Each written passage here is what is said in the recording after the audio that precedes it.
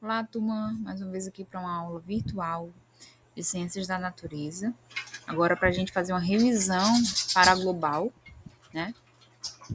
Mas antes da gente ir para a aula, né, vamos aproveitar para curtir aí as atividades, os vídeos, né, no canal da escola, para prestigiar o trabalho dos professores. Se você não se inscreveu ainda, se inscreve. Vamos à aula.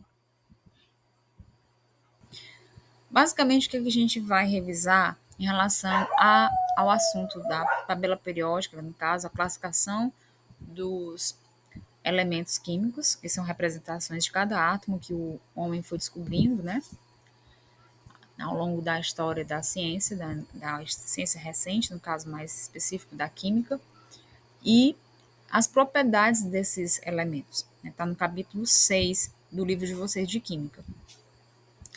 Basicamente, para a global, a gente vai lembrar que a organização da tabela periódica ela é feita em linhas verticais, né, chamadas de colunas, grupos ou famílias. Então, nós temos na tabela periódica, eu falei para vocês, né, que a gente não tem que decorar, a gente tem que aprender a usar. Então, a gente tem quantas colunas, grupos ou famílias? Né? Nós temos 18, né? São as linhas, ó, que ficam em pé, né? Então, até na atividade AP2 a gente já exercitou isso, né? Localize os elementos da família 18.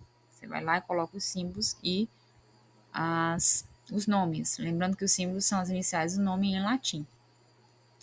E os períodos nós temos 7, porque são as linhas horizontais, né? Ó, da esquerda para a direita.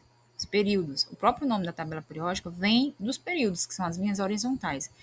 Períodos porque as características dos elementos vão mudando periodicamente, no caso, em função dos seus números atômicos, que é esse númerozinho menor aqui, ó, que é referente ao número de prótons. Então, vamos relembrar o que tem em cada quadradinho desse. Tem um símbolo, que são as iniciais do nome do elemento químico, né?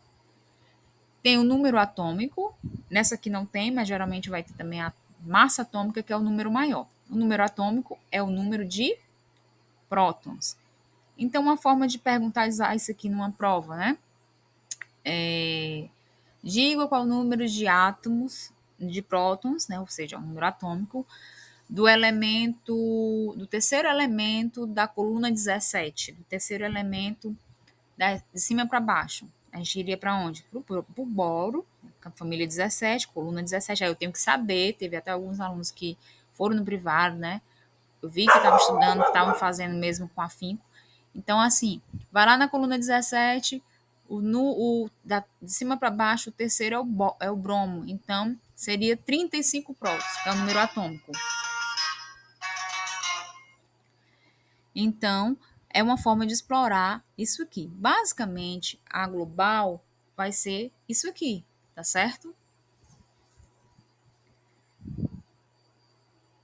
A gente vai, então, explorar esses conceitos de coluna, família ou grupo, que são as linhas verticais, e de períodos, que são as linhas horizontais.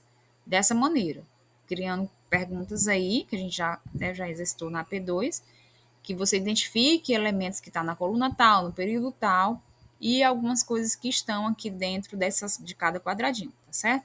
Qualquer dúvida que vocês venham a ter, vocês podem tirar no privado, que eu acho importante vocês fazerem isso para que a gente possa também exercitar. Lembrando que eu também posso aqui explorar, né, que algumas famílias têm nomes especiais, né, como os metais alcalinos terrosos, os gases nobres, né, e assim por diante, tá ok? Até mais, gente. Um abraço, bons estudos.